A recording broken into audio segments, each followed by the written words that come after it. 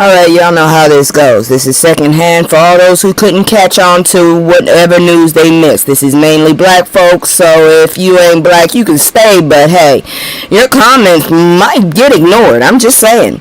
Unless it makes some sense. Anyways, here we go. Let's just start. Green light, let's get it. I'm the future, I'm in it. Check score, I'm winning. Green light, let's get it. I just win. I'm on 10.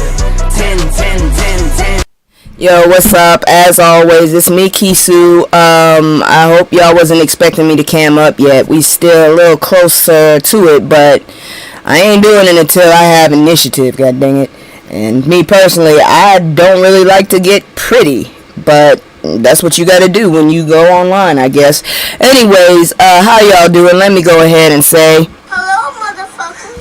Hello. Hi. Alright, so tonight is gonna be kinda strange. I'm not sure last time I blasted the goddamn stereo, so hopefully this time I'm not blasting anybody, cause that was just ridiculous. I didn't know I was that damn loud. So we just gonna go ahead and start in the tea, cause you already know this is gonna be some grief. You see what I look like. Anyways, let's begin. Oh Lord, are you serious? Alright, tit for tat. Cameron is suing J. Cole over 2022 song and not appearing on his podcast.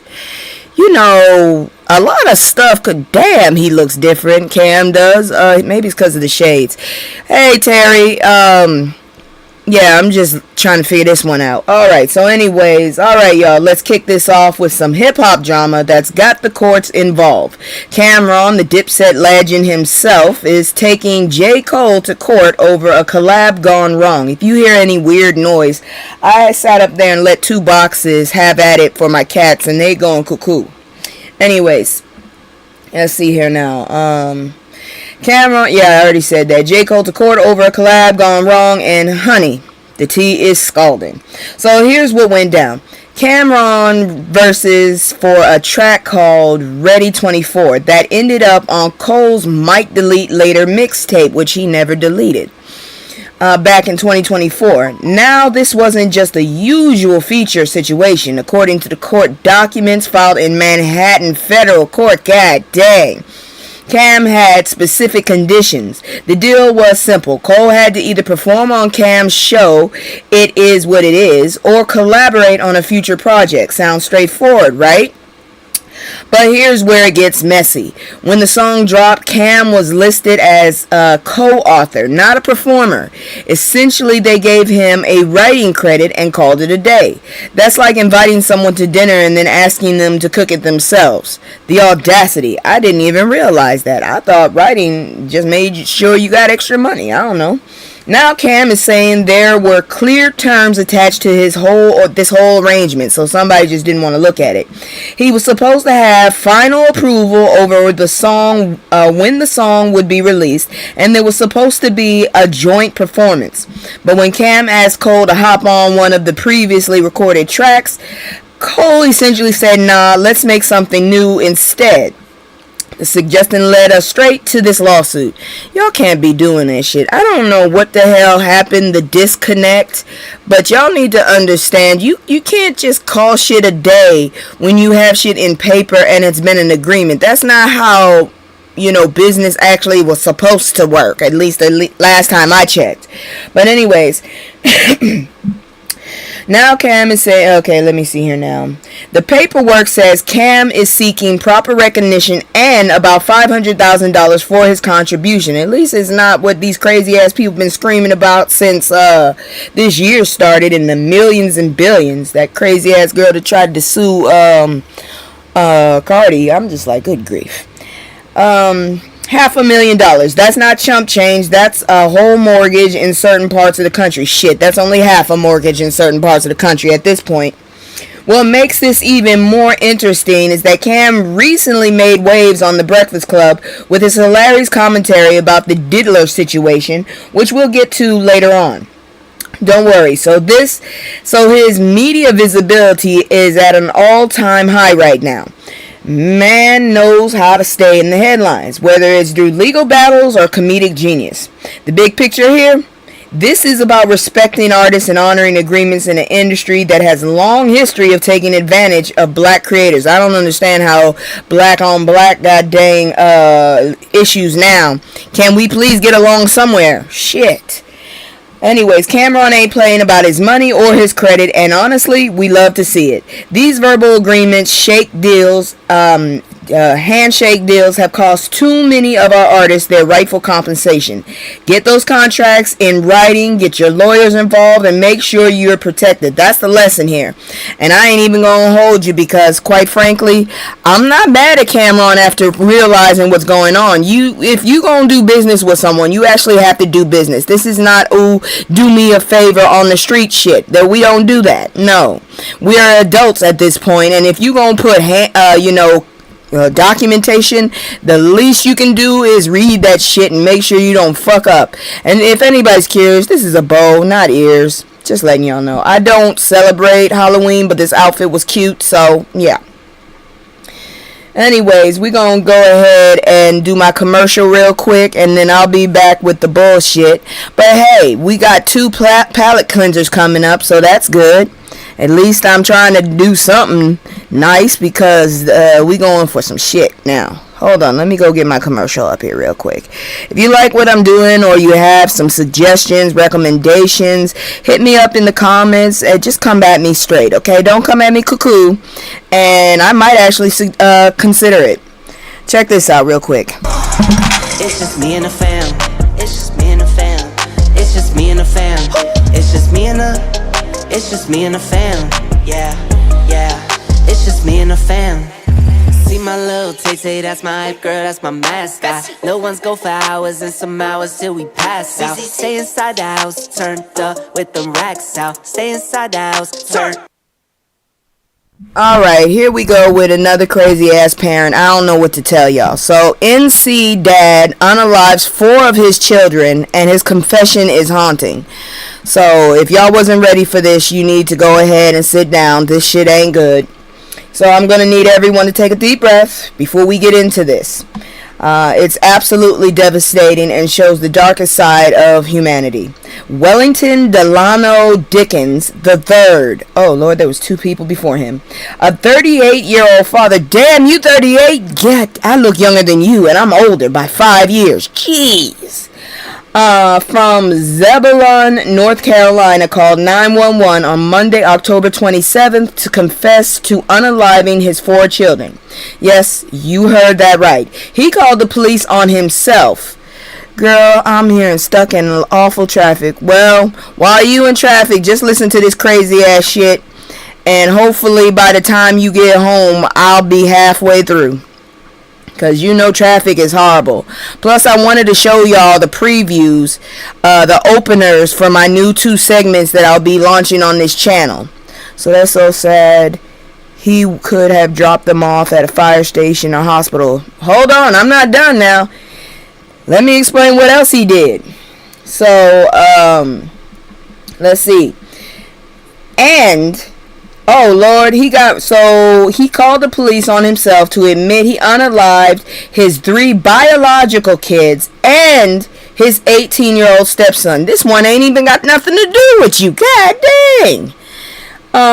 When deputies arrived at his home on Springtooth Drive around 10 p.m., they found a parked 2-door Honda sedan in the garage containing multiple bodies. The victims were identified as 6-year-old Lee Dickens, 9-year-old Zoe Dickens, 10-year-old Wellington Dickens, oh, there goes the 4th one, he ain't, well, not anymore, God forgive me, and 18-year-old Sean Brassfield. The coroner's office determined these children had been deceased for several months. How come nobody was looking for these kids? Where's the mother? The earliest death dating back to May 1st. These babies were in the car for months. Where was the mother? Now here's what makes this even more disturbing. The children were reportedly homeschooled. Oh no. which means they weren't enrolled in Wake County or Johnston County school systems. This meant there was no school attendance tracking, no teacher checking in, no daily accountability. A 3-year-old son was found alive and unharmed in the home, thank God. But imagine what that child witnessed or sensed during this nightmare.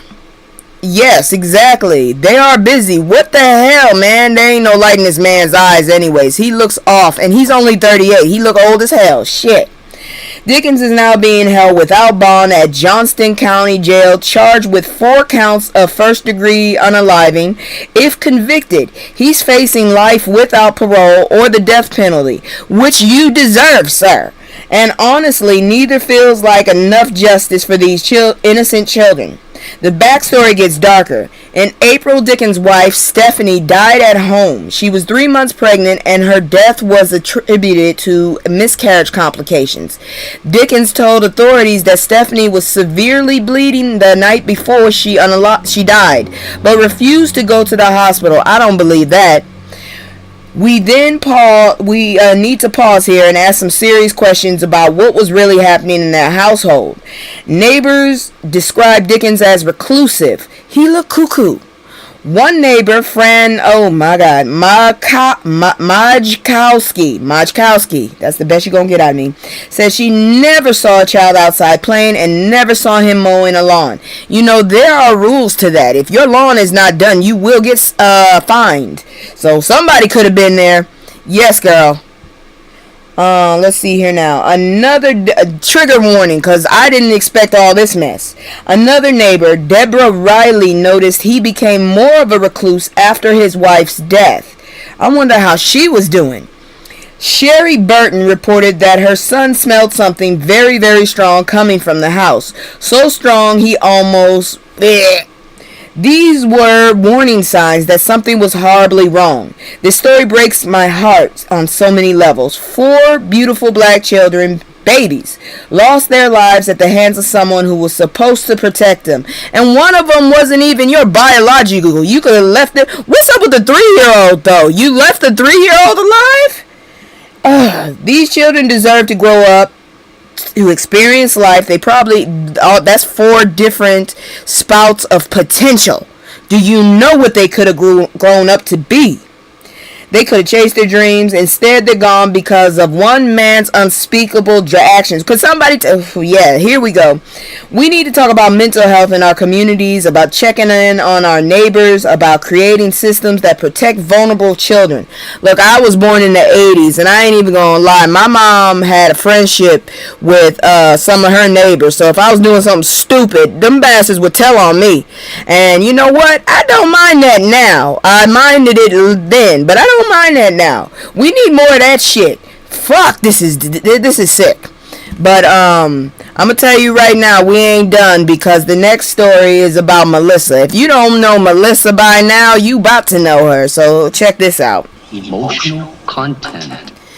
The scenes of apocalypse. Jamaica reels from Hurricane Melissa's devastation. So let's shift the gear to some breaking international news that's affecting our Caribbean family. Hurricane Melissa has absolutely demolished Jamaica. And when I say demolished, I mean this storm showed up and showed out in the worst way possible, making landfall on October 28th with sustained winds of 185 miles per hour. Hurricane Melissa is officially the strongest hurricane in Jamaica's modern history. Let that sink in. It surpassed Hurricane Katrina from 2005. I'll never forget that bitch. And her sister that came right after her. Fucking Rita. Rita wasn't no slouch either. Put a damn tree on my mama's house. That which tells you exactly how catastrophic this storm was. That motherfucker's still out there though, for real. It's a category 3 right now. I was hoping it would hit DC. Not all of DC, just a certain part of DC. But anyways, we're talking about winds strong enough to peel roofs off buildings like they've been made of paper. Right now, about 3/4 of the island is without power. Communication systems are down. Local officials are describing the destruction as something out of an apocalyptic movie, which is never a comparison you want to hear. Prime Minister Andrew Holness has declared the entire island a disaster area, with hospitals, homes, and businesses severely damaged. Mayor Richard Vernon of Montego Bay, you know, that beautiful tourist destination with all the songs and he reported that flooding has literally divided the city in two. One side is cut off from the other. In St. Elizabeth, a crucial agricultural area, local government minister Desmond McKenzie said the entire parish is underwater. I wonder if this is my in-law said her houses in Jamaica are okay. Thank the Lord. That's good. I'm wondering, is this the Most High's way of trying to get Herschel? I don't know, because maybe he finally has seen enough of this tomfoolery and messed up stuff, because I'm talking about him, that he's finally decided to take some of them out. I don't know, but that's one way to look at it, but this is devastating. Okay, so we're talking about families trapped by rising waters, rescue operations being complicated by the sheer scale of devastation. The agricultural destruction is particularly devastating. Jamaica's farmers like Verna Janice, who lost her home's roof, are now facing the loss of their entire livelihood. When you destroy crops in the agricultural community, you're not just destroying food for today, you're destroying income, stability, and food security for months to come. This is not good. Meteorologists are pointing to the warm Caribbean waters as the culprit behind Melissa's rapid intensification. I still think it should hit DC. Not all of DC, just one part of DC. Yeah, I'm talking about, I'm telling you right now, you ain't the goddamn reporter, ma'am. We keep doing this.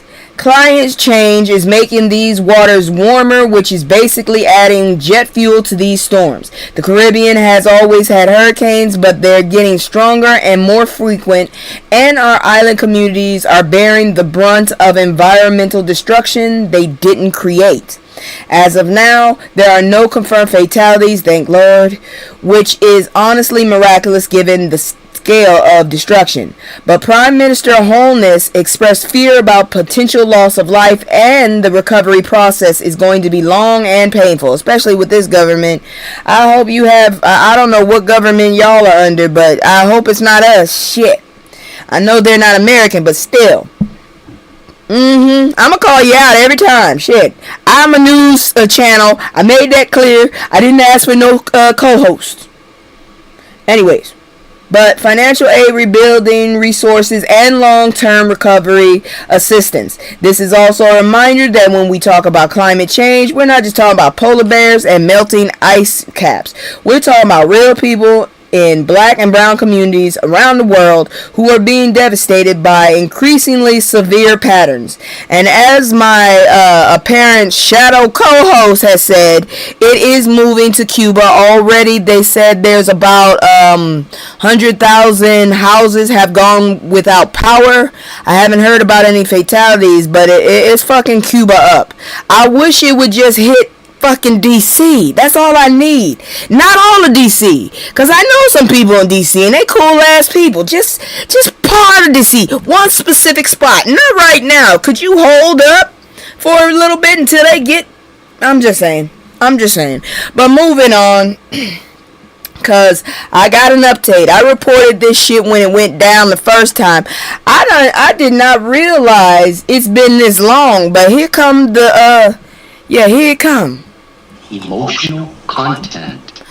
Family attorneys call on FBI to release more details about case of Shanquella Robinson, an anniversary of Mexico death. I've been on this since it first got reported, and I'm still trying to figure out what the hell. So anyways, her family still doesn't have justice. Let me tell you why this case has so many of us angry and demanding answers. On the anniversary of her death, attorneys Ben Crump and Sue Ann Robinson held a press conference expressing their frustration with the U.S. government's complete lack of action. Do you not see what's going on right now? Everything is in action. I think the motherfucker's still on vacation. If it's paid, you know what? I say we whoop their asses if it's paid. I'm just saying, paid vacation while motherfuckers ain't gonna have food stamps. Look, Me personally, I am on food stamps right now. I can't wait to get off these bitches. But I'll tell you real quick, I made sure that I'll be cool if the shit cuts off, because I'm always in survival mode. But my whole thing is, what about those people that depend on this shit, like, to just eat the next meal? Y'all motherfuckers are sick. So, yeah, I'm not surprised that the government has not been helping you, Mr. Crump. But anyways, here's what we know.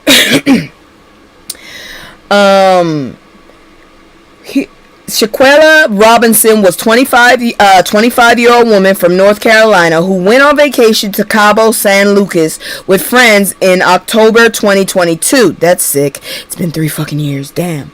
What was supposed to be a fun getaway with people she trusted turned into a nightmare. They're paid the whole time and paid the hell. Girl, you know what? You see, this is Joker. She done damn near destructed the shit out of me. I'm trying to get to this story, and here she come. God dang it! Where's my medication? I need another dose. I thought I could hang on, dude. Hell no! Pop it in right now. God dang it! All right, here we go. I'm fucking my damn speech because I gotta put it in my mouth and keep it there. Anyways, this feels so funny. Anyways, what was supposed to be a fun getaway it turned into a nightmare. Initially, her friends claimed her death was due to excessive alcohol consumption, which was suspicious from the jump. But the autopsy revealed she died from severe neck and spinal injury. Yeah, that's somebody's doing. Someone did that. Then the video evidence surfaced, and let me tell you, it was disturbing. The footage showed Shaquella being physically assaulted by a female companion, while a male friend recorded the entire attack. Not only did they not intervene, not only did they assault her, but they filmed it, and nobody called for help. Nobody intervened. They just let this woman die. Mexican authorities labeled this case as a femicide and sought extradition of the alleged assailant. But here's where it gets even more frustrating. U.S. cooperation has been essentially non-existent. Now, I can't blame this on Trump. Biden's administration started this stupid shit here. Y'all should have gave this family fucking justice. That's all I can tell you. The Department of Justice opened an investigation but filed no charges due to insufficient evidence. How? There's a literal video evidence. How? No one has been arrested. That's what I'm saying. These motherfuckers took somebody's child away. Mexican authorities labeled this case as... Yeah, I already said that. Shaquella's family has been fighting... Hold on. I got this damn thing and I don't need it. Okay, thank you. Shaquella's family has been fighting on every front. In October 2024, they filed a wrongful death lawsuit, including claims for battery, negligence, conspiracy, and emotional distress.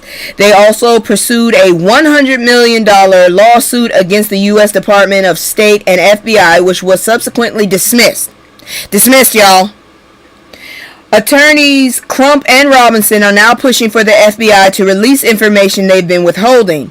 This family deserves closure. They deserve to know exactly what happened to their daughter, their sister, their loved one, and those responsible need to face consequences. Exactly. I swear, they were not a good-looking group of people. I promise you they were not. This case highlights a painful reality. When black women are victims of violence, especially internationally, the system often fails to provide justice. Shaquella's so-called friends betrayed her, and now the government is failing her family. It's been 3 years of pain, 3 years of questions, 3 years of waiting for accountability. That should have come immediately. Or as some people say, immediately. I don't know how you get that J sound. Anyways, we need to keep saying Shaquella Robinson's name. We need to keep demanding justice. Her life mattered. Her story mattered. Her family deserves better than this bureaucratic runaround they've been getting. Real talk, that is what it is. So, I'm going to stop for a second, and for anybody that didn't see it, I have made 2 opening scenes for my new 2 segments, FBA Exodus, as we agreed the last week, and my new one where I just complain about stupid ass shit that could easily have been fixed, I got smoke. So I'm gonna give you all a second to watch this. This is not made for kids, so if you don't want to hear curse words, gone. My mama always told me I'm allergic to the fake shit. That's why I can look you in your ass and tell you ain't shit. I'm from the South, you know what I'm talking about. But she could pop it and drop it. About to leave, already packing. Come with me, I'm not really asking. We'll get away to a place where we don't know. Okay, that was basically the two openers I've made. I've started, getting things around. This is my last week of school for this semester. Another one's coming up in like 2 weeks, I think. So while I got a week, I'm gonna try and push out as much as I can to hopefully get me out of my funk. Let me know if y'all are interested in those. But as well, let's go on and check this next story out. I've been on this one too.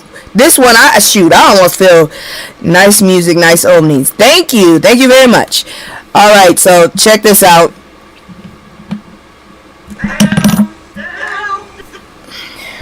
And let me know how y'all hearing me, cause Sunday was really bad. People kept popping in and out, and when I finally cut up the damn thing, oh my god, it was horrible. It was just so loud. It sounded like I was just blasting the hell out of it looked like I just destroyed the boom.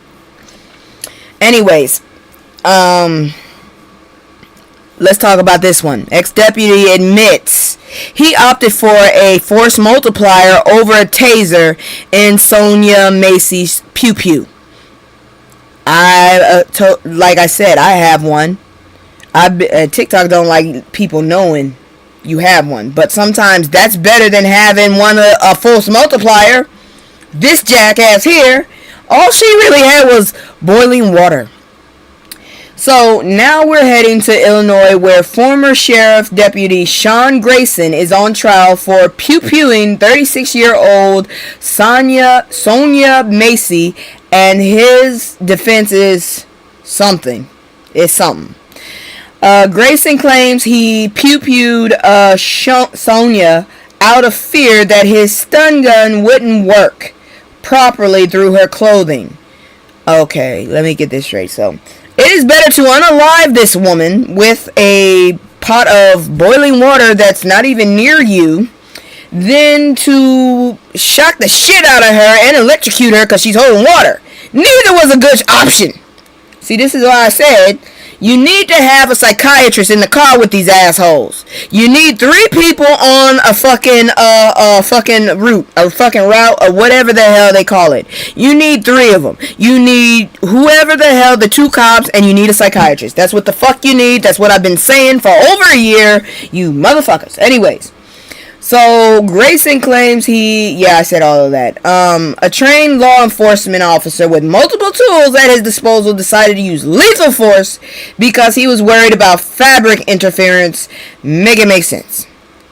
Let's set the scene. On July 24th, deputies responded to Sonia's call about a possible prowler. She called the police for help. Grayson testified that he approached her as she was holding a pot of boiling water, and he feared she might have another weapon.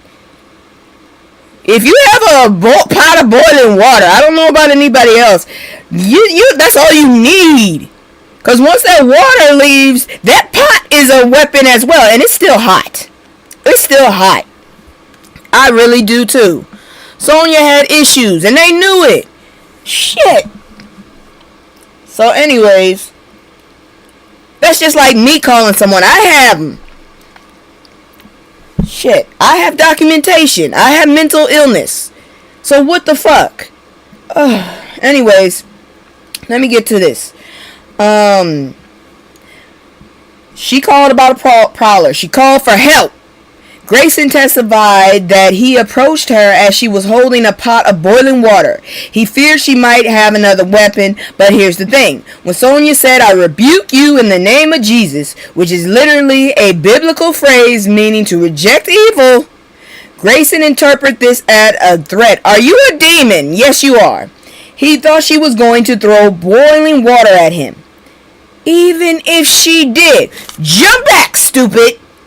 Now Grayson had options. He had a stun gun, he had distance, he had a partner present. Instead, he drew his firearm and pew-pewed this woman. He later claimed he aimed to detain her for aggravated assault on a police officer. How? Did she make a move towards you, sir? She was standing behind... I saw the fucking video. Charged prosecutors point out wasn't even mentioned in his initial report. That's because he made it up after the fact to justify his actions. The body camera footage tells a completely different story from Grayson's testimony. It shows him using profanity and threats towards Sonia.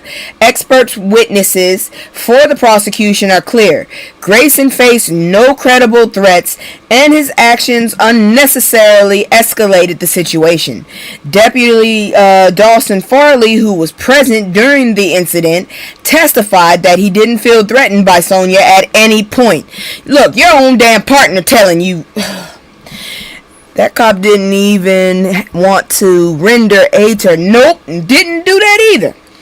Grayson is facing first-degree murder, aggravated battery, and official misconduct charges. This case is yet another example of black people being unalived in their own homes by the very people who are supposed to protect them. Sonia Macy called for help, and instead of receiving assistance, she lost her life. This trial needs to result in accountability. For too long, officers have hidden behind claims of feeling threatened to justify unaliving unarmed black people. Sonia said a prayer, and Grayson responded with bullets. That's not policing, that's murder. Let's just call a spade with a spade. You know what you did, fucker. Alright, so, I don't know what to tell y'all. It's fucked up, really. But we gonna keep moving on, because we got another story. It's not fuckery, but you might want to take notes with this shit, because this dude might just be an ally. If not, he dropping some good notes for us, so check this out. Emotional content. White creator breaks down how to stop racists dead in their tracks. So, I don't know if he's an ally, but we gonna talk about it. I wish somebody would stop messaging me. Okay, so after all the heaviness, let me share something that actually made me smile. A white TikToker at Howl's Moving Co. So maybe has a company, went viral for explaining the method of dealing with racists, and honestly, this man deserves a medal. His approach is brilliant in its simplicity. Instead of getting angry or engaging in arguments with racists, he just asks them clarifying questions. That's it. He makes them explain their racism out loud until they realize how absolutely ridiculous that sounds. Yes, that too, exactly. Alright, now, but this dude right here, you know, this is what I've been asking. I'm trying to figure out. I don't understand racism because these people ain't even fucking with you. They don't live near you. They don't even live next door to you. They don't come to your house. They don't fuck with you, but you hate them. I don't get it. If they're not fucking with you, if their existence does not affect your livelihood, why you mad? That's what I don't get. I just don't get that. So, here's his philosophy. Okay, here's his philosophy. This dude right here. Racists expect one of three reactions when they spew their nonsense: agreement, silence, or an argument. They're prepared for all three. They're not prepared for someone calmly asking them to explain their logic because, surprise, surprise, there isn't any. The TikToker shared a perfect example from his workplace. A racist man demanded a Band-Aid, specifically stating he didn't want one of those woke black Band-Aids. Now, this man was clearly looking for someone to validate his ridiculousness or get into a fight about it. I have not seen those damn Band-Aids. I would love to see those damn Band-Aids. Instead, our TikTok hero simply asked, why would a black Band-Aid be woke? And why do you care if black people have Band-Aids? That's good. That's a good question. That is a good question. For context, he's referring to Johnson & Johnson's Our Tone bandages, launched in 2021, which were created to match diverse skin tones. It took y'all that long. I wish I knew where they were. Shit, I need to go look for them bastards. This came after the 2020 Black Lives Matter protest and calls for diversity and inclusion. I see y'all didn't make that very, yes, the woke band-aid, but my whole question is this. When the hell did this happen? I didn't hear about it. Shit, maybe it's because I was in a fog of just work. But I need to go find these. Anyways, this came from Black Lives Matters. The fact that inclusive band-aids make some people angry tells you everything about their priorities. The racist man immediately started backpedaling, stammering about how everyone's just so soft and they can't have their own band-aids. Why not? Oh, girl, please. I need to find them. Notice how quickly his confidence evaporated when he actually had to defend his position. That's because racism doesn't hold up under logical scrutiny. I want to know, why can't we have our own band-aids? That doesn't make any sense. What? Jesus. Anyways, the video got over 359,000 views and 90,000 likes. I think it should be more. Commenters supporting the approach, one user perfectly summarized it. A bigot's greatest enemy is clarifying questions. Another suggested acting disappointed rather than angry, like a disappointed parent. Which is genius because racists hate feeling stupid. And nothing makes you more foolish than disappointing someone who's being calm and rational. This strategy works because it shifts the burden back onto the racists. They have to articulate their hatred out loud, and when you actually have to explain why you're mad about inclusive band-aids or anything else related to equality, you realize you sound absolutely unhinged. Of course it isn't. Hate has never been logical. If anything, hate has always been expensive and illogical, but apparently I guess it's fun for certain people. I don't know. Anyways, the beauty of this approach is that it requires them to confront their own illogic without you having to expend emotional energy arguing. You're not trying to change their mind. You're simply making them uncomfortable enough with their own beliefs that they'll think twice before spouting off next time. Of course, this strategy requires emotional bandwidth that black people shouldn't have to spend.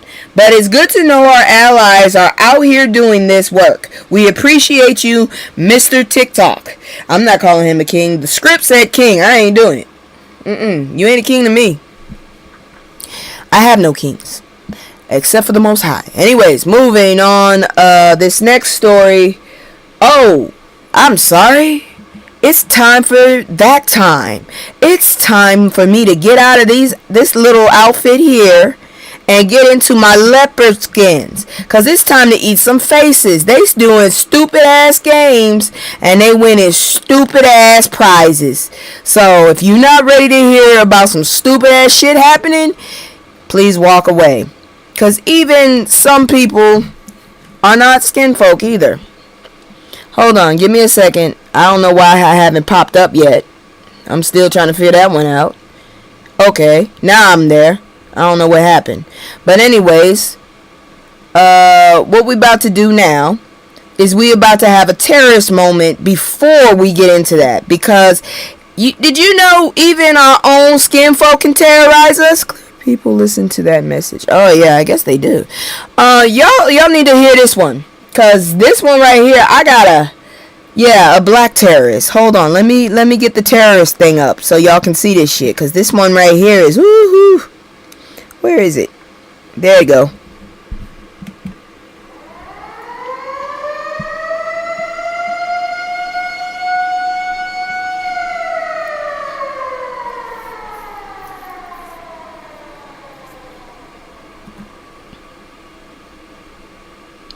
Alright, so principal ousted. Look at this principal. Look at that. That's a black woman right there. As they say, not all kinfolk are not all skinfolk are kinfolk. This is not kinfolk, y'all. Principal ousted after blaming black students for school's academic rating. I beg your pardon? What? Yeah, she said that. She said that. So let's talk about, and oh Lord, hear her name. Chandra Hooper Barnett. You got a black name. Ain't no way anybody would expect anything but you. The now former principal of Woodrow Wilson High School in Dallas, of all places, who decided to end her career by being publicly racist. Good riddance. According to the Dallas Morning News, Hooper Barnett held a meeting where she specifically targeted and blamed black students for the school's B rating from Texas Education Agency. First of all, B ain't bad, but still, why would you do that? That's rude and ratchet. Did y'all realize that the more you try to point out people's ratchetness, the more y'all come out looking even more ratchet? I'm just saying. Ugh.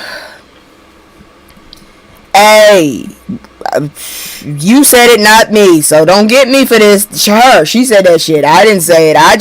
She ain't skin folk. That's all. She ain't kin folk. That's all I'm gonna say. She just ain't kin folk. She looked like one of my aunts. That hurts my soul. Anyways, according to the Dallas Morning News, Hooper held a meeting and she looked at a group of children and essentially told them they were the problem. The professional incompetence is staggering. I don't know what's up with this new age of boldness, but you remember that old school song, Punks Jump Up to Get Beat Down? Yeah, that's a real song. That's a life lesson. I'm just saying. Parent Jennifer Bush was rightfully shocked and furious, especially since her son maintains a 3.5 GPA. Her child is excelling academically, and his principal had the audacity to blame him and other black students for dragging down the school's rating. That's not just unprofessional. That's racist scapegoating of children who deserve support and encouragement. Hooper Barnett eventually sent a letter to parents acknowledging her comments were inappropriate, which is an understatement of the century. You got your ass up there and you premeditated all of this, you dumbass heifer. Nobody put a forced multiplier against your head and told you to go do that. Let's see here now. And she's expressing regret. You're expressing regret because you got told, you got called out, and basically, you lost your job. But here's the thing. Intent doesn't matter when the impact is damaging. You don't accidentally blame black students for school's performance issues. That requires a kind of bias. Shit, exactly. Dallas Independent School District made the right call by removing her permanently. Danielle Peters has been appointed as the interim principal, and hopefully she'll bring the kind of leadership these students deserve. Let's look at the actual demographics. Black students represent only 7.3% of Woodrow Wilson High School's population. Hispanic students make up 62%, and white students are 27.7%. The school has maintained a B rating with a score of 83 out of 100 this year, down slightly from 87 the previous year. So you been B. Does she have to stick this claim up to this? I'm reading them now, girl. You really are my shadow goddamn co-host.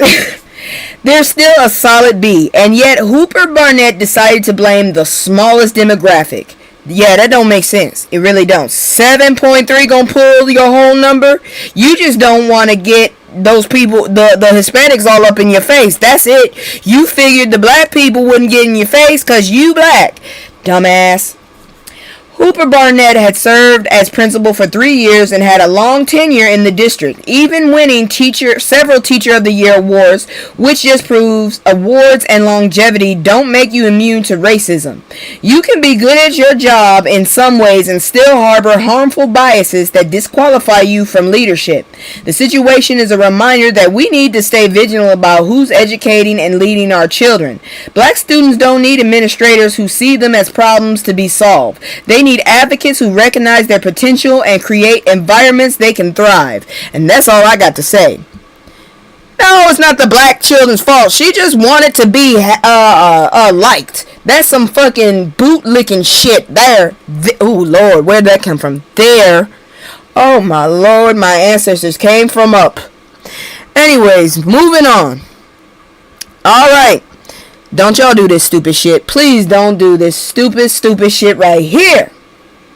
Because if you do and you get arrested, that's your ass and I have nothing to say. So, y'all need to be serious about what's happening. Due to the government shutdown, 42 million Americans, that's 1 in 8 people, are about to lose their SNAP benefits. This is the first time in U.S. history that food assistance will be cut off without emergency intervention, and the potential consequences are terrifying. Look, I went ahead and looked for all my soups. I pulled all my soups out. I pulled all my stuff that I can put together out. I went and bought some eggs with some money I had. I don't have a lot, but I used it, and I'm good. So if they need to give the food stamps to the ones that need it, give them to the babies. They can take mine and give them to the babies. I'm good for at least 2 months, I think. But seriously, this is ridiculous. This is the first time in U.S. history that food assistance will be cut off without emergency intervention, and the potential consequences are terrifying. The USDA announced November 1st cutoff, which means millions of children are about to go hungry. This is on top of 1.4 million federal employees who aren't receiving paychecks because of the shutdown. We're creating a crisis. Not we. I'm not creating nothing. Republicans are creating a crisis of food insecurity in the wealthiest nation on the earth. If we the wealthiest nation on earth, why we got so many motherfuckers that are homeless? Shit. Why do we have so many people on on SNAP if we the wealthiest nation? Fuckers. Here's where things get really concerning. People are understandably angry and desperate. Videos on social media show people making shocking plans to take matters into their own hands. A TikTok user at Hershey Kisses 1 posted a video encouraging a mass theft event at Walmart, suggesting people go in at 6:30 p.m. on November 3rd and walk out with stolen items at 7:30 p.m. Don't you do that. You already done told them what you plan to do. They'll be waiting for you. If you are black and watching this, don't you do that. Trump wants a massive uproar in the streets to declare martial law if people out there looting and stealing. Exactly. Don't go out there. That is a setup. And then y'all announce that shit. Don't do that. Shit. Black folks, do not show your asses out there. We already got enough shit to deal with. And if y'all related to some ninjas, tie their asses down. Do something. But don't let them go out there and show their ass. Please.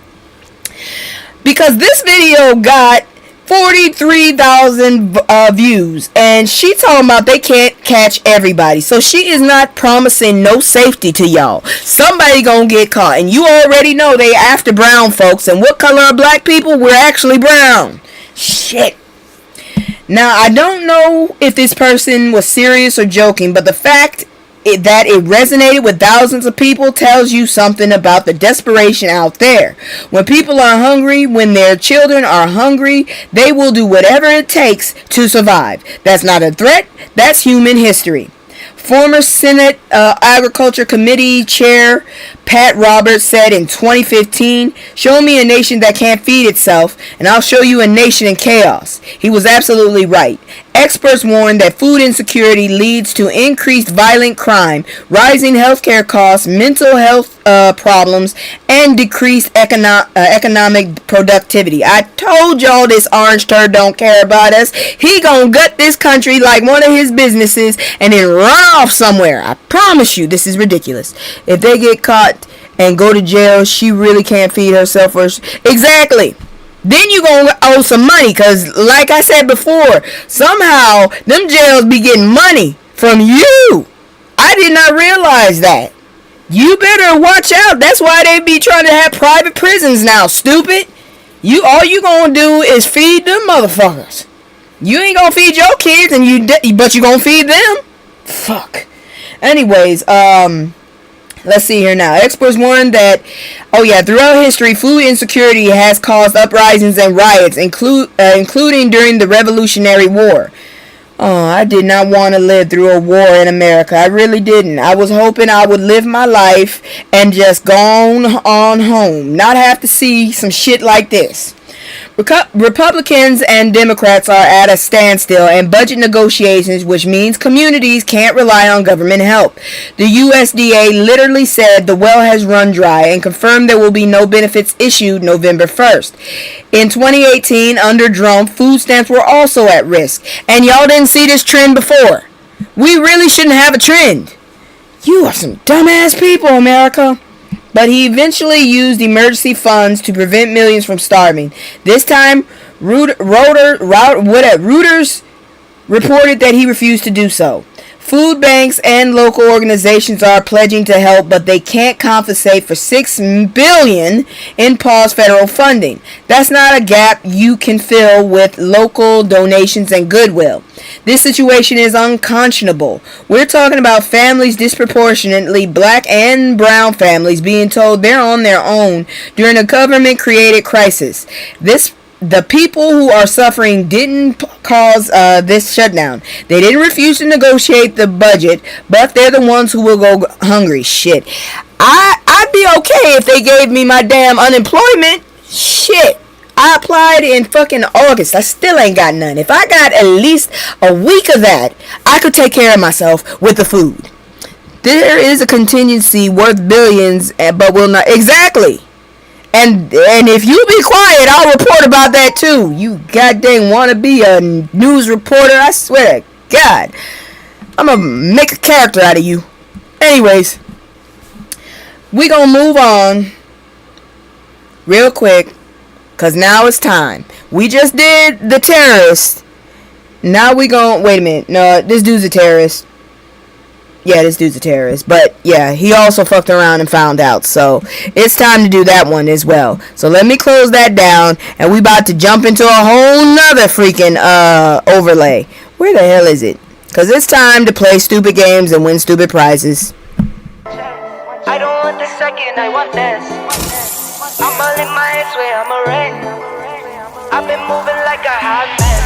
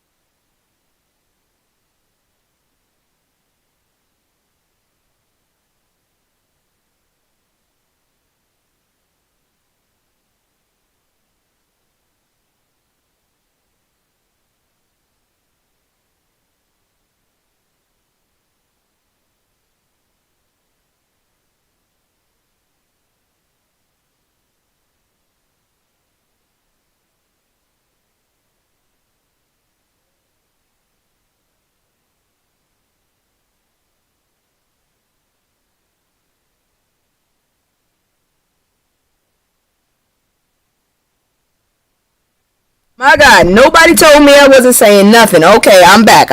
Okay, let me go back. And I'm glad you finally made it home, and I'm glad you told me you didn't hear nothing, because I'd have been mad as hell. Anyways, man charged after hurling N-word, hitting black biker with a metal chain.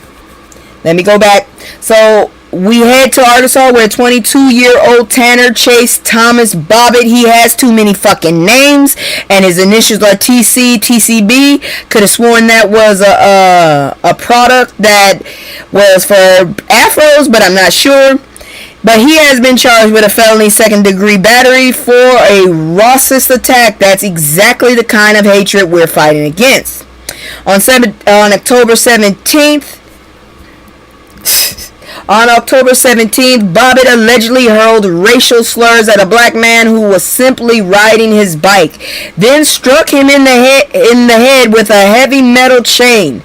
The victim reported the incident to police, explaining how Bobbitt threatened him before the physical assault. This motherfucker already knew he was out to do something. No, girl, no. It is not that song, god dang you.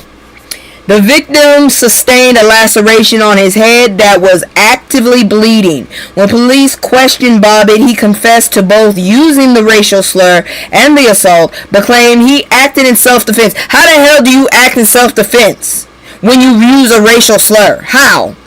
So he said, let me be clear. There is no self-defense justification for chasing someone down with a slur and attacking them with a weapon. That's called a hate crime, sir. Police recovered a 1.5 foot long metal chain. Y'all still can't hear nothing? Oh, okay. I think y'all can hear now. A metal chain. Where was I? Lost my spot. Yeah, a metal chain from Bobbitt's jacket. This motherfucker carrying around a jacket. This motherfucker carrying around a motherfucking...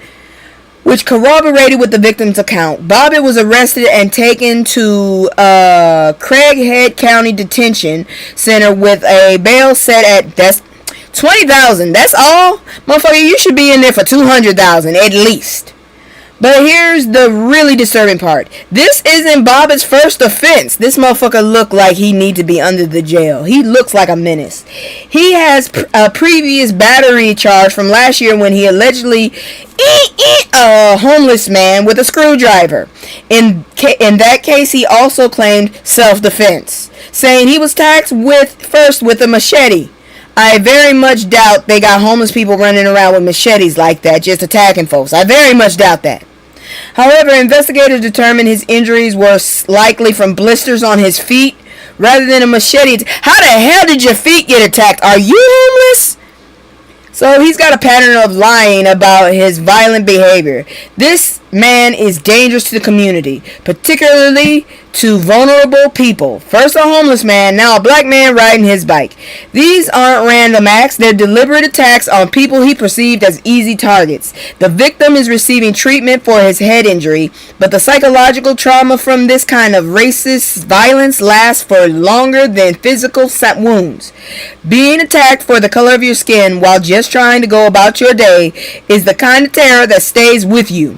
We need to recognize the racist violence is still very much alive in America. It's not just history, it's happening right now, and it's happening to our people in towns and cities across the country. I will never forget my damn co-worker sitting our ass up there talking about, there's no racism. Bitch! What is this? Oh my god, what is it? Which one? You stupid. Yeah, and... Trying shit and trying shit. You trying. Trying shit, switch it up. Trying shit. That's all I'm saying. This motherfucker need to be put under the fucking thing. Now we gonna move over and look at some more. So dozens of states, so far I think it's like 23 now, are suing Trump's USDA over SNAP benefit freeze. See, I told you I was gonna get back to this, Miss Shadow Host.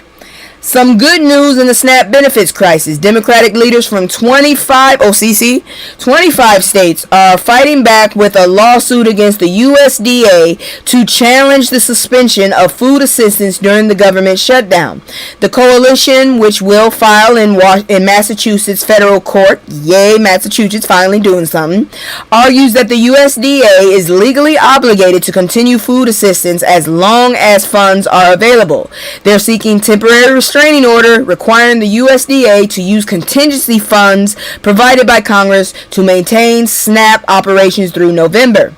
New York Attorney General Letitia James, of course she gonna be on it, One of the plaintiffs emphasized the potential consequences. Millions of Americans could face hunger due to federal government's decision. The coalition includes attorney generals for 22 states plus the governors of Kansas, Kentucky, and Pennsylvania. They're arguing that the USDA's refusal to allocate contingency funds violates the Food and Nutrition Act. This motherfucker don't know what he's doing. He's just a racist asshole just trying to do what he wants. Fuck everybody else, I guess. Fuck everybody else. Alright. The USDA is claiming its contingency funds aren't legally available for regular SNAP benefits and could only be used for emergencies like natural disasters. Hunger? I think that's a natural disaster. The agency also warned that using these funds could impact other programs like school meals and WIC. So basically they're saying we have to choose which hungry people to feed, which is absurd in a country with this much wealth. October benefits were allocated before the shutdown, so families haven't experienced disruption yet. But states are warning recipients to prepare for potential November losses by accessing food banks and stocking up on non-perishable items. I told you, I pulled out all my cans of soup. I'm just going to be eating soup for a while. This is what leadership looks like, refusing to accept that people should go hungry because of political gridlock. All of this because they want to take money from the poor and give it to the fucking rich. All because they want this stupid ugly ass bill to work when it don't. None of it is beautiful. It's ugly as hell. You should have never done it. And oh Lord. Orange lives don't matter. They fucking don't. They really don't. Anyways, let's hope the courts rule quickly and correctly, because every day this drags on is another day families are suffering. I'm so glad I bought a bunch of soup. I need to buy some more when I get a chance. Hey, I thought I had a freedom of speech. You have a freedom of speech, but damn it, it's my show. I have a freedom of speech too, to shut you up. Ha ha. Okay, so, and I'm not a damn entity. I'm a person with a show. A show, ma'am. I don't get paid for this.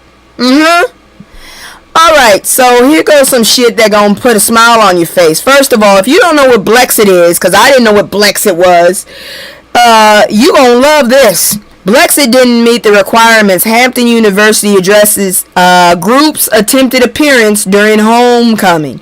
I'm glad they're suing They should not be punishing taxpayers while they're getting paid, and we didn't do anything wrong. Exactly. So let's talk about this one right here. So Blexit. I'm so glad this happened. Hampton University recently escorted Blexit, the conservative group co-founded by Candace Owens. So you already know this is not a kinfolk thing. This is a skinfolk thing, but not a kinfolk thing. Off campus during homecoming weekend. Why the hell did you come on homecoming? Why they do that shit? They always come when we trying to have fun. Shit. For not having proper authorization. I'm so glad y'all fucked up mediocrity in its best. And the conservative outrage has been predictably dramatic. The university clarified in a social media statement that Blexit presence was unauthorized and their activities were halted, not as suppression of free speech, but to ensure safety and adherence to established procedures as a private institution. I'm a private institution, okay? Gladly. I meant they gladly are suing. Girl, don't feel bad. I'm thinking about dying in myself. Alright, let's see here now. Presence was unauthorized and so the university clarified in a social media statement that Blexit's presence was unauthorized and their activities were halted, not as suppression of speech, but to ensure safety and adherence to established procedures. As a private institution, Hampton has specific protocols for campus access and media activities. Of the 36 applications for participation submitted by homecoming, only 18 were approved. Blexit wasn't one of them because they failed to meet the necessary requirements. The university stressed the importance of knowing who's on campus for safety reasons, especially during homecoming. Thousands of people are present. Blexit's member Craig Long alleged the incident was politically motivated, claiming their conservative values were why they were denied access. But here's the reality. Hampton is an HBCU with specific protocols. That protocols apply to everyone, regardless of political affiliation. Following proper procedures isn't oppression. So that big ass forehead squish head Candace Owens, yeah, we ain't playing with you. This is basic institutional management. The idea that an organization affiliated with Candace Owens, who has made a career out of criticizing black institutions and promoting conservative talking points, because you would have probably shown everything you could that looked shameful. You would have found anything. You would have edited it to go against us. I promise you she would have.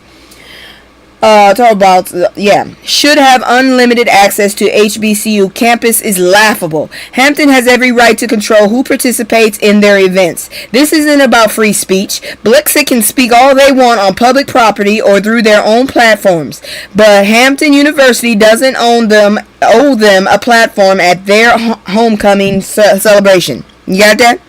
Private institutions have the right to set standards of participation. Especially when it comes to protecting their students and maintaining their integrity of their events. The conservative victimhood complex is showing. They want to access black spaces without respecting black institutions, autonomy, and procedures. That's not how this works. I personally say that's not how it works. Fuck you. Moving on. You ever see people that just don't know when to stop? They don't know when to stop acting a fucking fool. Ex-GOP candidate who offered Kool-Aid and KFC for black votes indicted again. First of all, I don't really like KFC. I'm a Church's girl, but there ain't no Church's here, so I'm a Popeyes girl as well. So now I want some Popeyes. Shit, I got some chicken in the refrigerator. Anyways. Remember John Giroux? I don't remember this dude. The guy ran the Rossist campaign in Harlem in 2016. Well, he's back in the news, and surprise, surprise, it's for more criminal behavior. We're not shocked. A New York grand jury has indicted John, because I don't know how to say his last name, and I don't give him the honor of it, on multiple felonies, including a scheme to defraud and grand larceny. Prosecutors allege he stole over $250,000 from clients through his tax preparation business, American Accounting Services Incorporated. This is the same man who previously got attention for his racially insensitive campaign tactics and various scams. John's criminal history is extensive. In 2016, he was arrested for Craigslist rental scams where he fraudulently advertised a luxury apartment he didn't own. The fuck? Collecting over $63,000 in deposits from unsuspecting renters. I would have whooped his ass. He pleaded guilty in 2017 and served more than 3 years in prison. Clearly, he learned nothing from that experience. Nothing at all. The current charges involve defrauding clients by falsely promising to negotiate lower tax bills with the IRS. Shit, the IRS ain't even in session, are they? From October 2022 to July 2025, he allegedly misled 2 elderly couples and a medical student into believing he would manage their tax obligations by holding funds in escrow. Oh no. Instead, he pocketed the money and forged IRS letters to extract even more payments from his victims.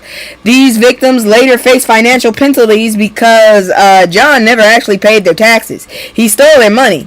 He specifically targeted vulnerable people. Shit, I go all the way to the source. I will call... shit. If you give me the number, I'll call Drumpf. If I got shit to do, I will call your ass. No problem. Give me the fucking number. I'll call it. I'll be medicated when I call it, but I'll call it. I'll let Boom handle it, not me. Anyways... John had pleaded not guilty, which is bold considering his history.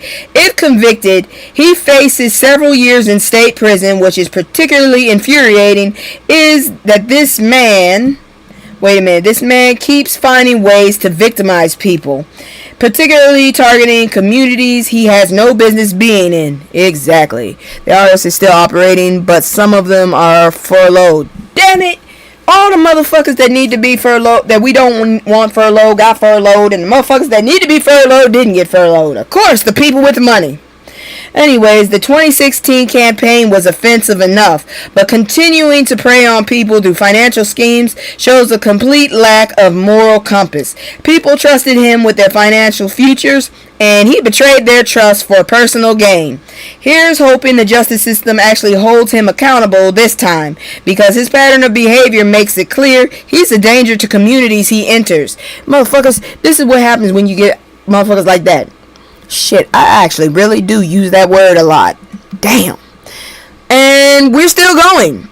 Cause flip-flopper, someone else noticed his ass and called him out. Texas Republican Wesley Hunt accuses Gavin Newsom of code switching with ex-NBA players. Shit, he vetoed reparations after making reparations. What the fuck? This motherfucker is a flip-flopper. Texas Congressman Wesley Hunt, a black conservative, now this is, I can't believe this shit, I'm agreeing with this motherfucker, I don't know what to say, criticized California Governor Gavin Newsom for what he described as code switching during a podcast appearance. Hunt took issue with Newsom's dialect and behavior on the All the Smoke podcast. First of all, sir, you just a really, really, really, really dark, clear person, in my opinion. Secondly, both of y'all, I don't trust either of y'all. I would trust Newsom more than you, sir. Isn't this the same dumbass that was riding with Byron Donalds and had them fucking cowboy boots talking shit to black folks? Ain't that him? Anyways, during the podcast, Newsom shared personal anecdotes about his upbringing and his mother's struggles as a single parent. But Hunt viewed this as an insincere attempt to connect with the black community. I find y'all both insincere and offensive. How come you just automatically thought it was black people with a single parent home? Not all single parent homes are black.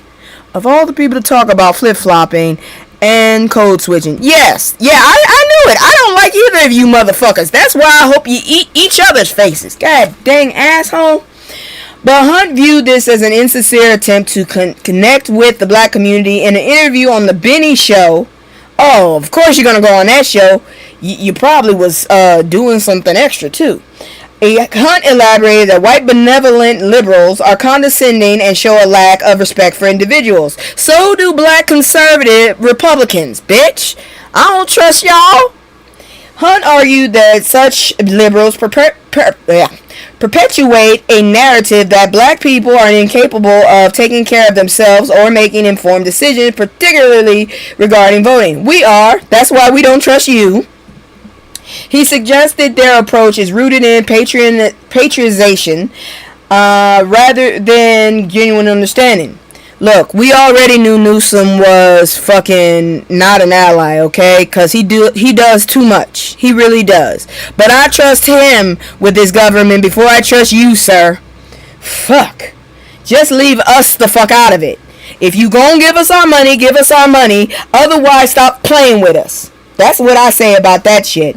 Now, there's a validity to discussing how politicians adapt their communication styles for different audiences. Yeah, I don't like that shit either. Please don't come and start talking fucking slang to me. I don't care what the hell the new name for it is. It's slang. Fucking slang. Don't talk slang with me. Shit. If you come to me in a suit, I code switch. Most of the code switching is for us minorities, all brown people, okay? And if you come to me code switching and you wearing the suit, I'm a code switch to the suit. Not what you saying, dumbass. Don't patronize me. Don't do it. Now, Wesley Hunt is a black conservative who regularly platforms talking points that don't serve black communities. The criticism feels a bit rich. The conversation about how white politicians engage with black communities is important. We should absolutely call out patronizing behavior and demand genuine policy support rather than just performative gestures. But we should be consistent about who we're criticizing and why. Both of y'all I don't like. Fuck. He's sitting up there dangling reparations over us because he don't know what the fuck to do, jackass. And this dumbass is he's a street panda. That's all I can say. He's a street panda. That's what we can call him now, because we can't call him what we want to call him. We just call him a street panda. Okay, Terry? Street panda. So we don't get in trouble. Jasmine Crockett blasts Trump obsessing over her low IQ. I just want to know, how the hell did she get in that position if she had such a low IQ? Do you know black women? There are black women surrounding her, okay? There have been black women in her life, her whole life. And I think we all know, if you have a strong black woman who realizes you have potential, that motherfucker will never get off your back. She will be on your back until you die. You will be pushed to your limits at all times. You will never be allowed to relax. You have to always be on your P's and Q's. Ain't no damn reason for her to be low IQ. Fucking idiot. This dumbass going to an MRI talking about, I had great results. No, it's not. The fact that you went to an MRI is wrong. So Representative Jasmine Crockett is not here for Donald Trump's disrespect, and her response to his low IQ comment is absolutely perfect. Trump attacked Crockett's intelligence with boasting about his performance on cognitive assessment. In her rebuttal on CNN, Crockett highlighted that Trump's success came from privilege, implying he couldn't have achieved anything without his wealthy background. She confidently asserted that his IQ would be considered low if he took a proper test, suggesting he doesn't understand what IQ actually measures. Here's where it gets even better. Trump claimed he took an aptitude test as a measure of intelligence, but the Montreal cognitive assessment he's referring to is designed to screen for cognitive impairment, not measure intelligence. This dumbass wants to be so number one so bad he'll take anything. It's literally a test to check if you're losing your mental faculties, and he's bragging about passing it like it's the SATs. I took the ACTs, and it was fucked up. Trump challenged both Crockett and Representative AOC, because I ain't saying that whole damn name. Yeah, they are.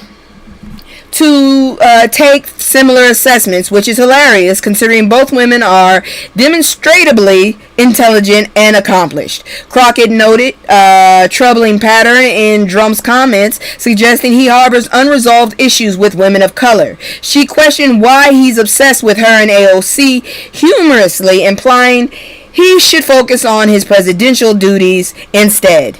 He had a cognitive test, not an IQ test. Plus, they say IQ tests are outdated. They are. I took one. I took two. I'm over 120. But some of those questions were stupid as fuck, and I got bored halfway through the damn test. This shit is very boring. It's a very boring test. That's stupid ass questions. AOC also chimed in on social media, playfully suggesting whether Trump was asked to perform common tasks from the cognitive exam, highlighting the absurdity of his boasting. This guy is an idiot. She is. I heard she has her own firm. God dang it. I took one, but I was not. Girl, you probably higher. You seem like you got your shit together, but then maybe it's because I'm reading your common sense. I don't know. This situation perfectly demonstrates the double standards faced by black women in politics. They have to be twice as good, twice as educated, twice as accomplished as they still get called low IQ by a man who brags about passing a dementia screening test. I still think he's demented. Jasmine Crockett is brilliant, accomplished, and unafraid to clap back at disrespect. She and AOC represent exactly the kind of leadership we need. Smart, fearless, and unwilling. And it would kind of help if they were under the retirement age. A lot of motherfuckers need to retire.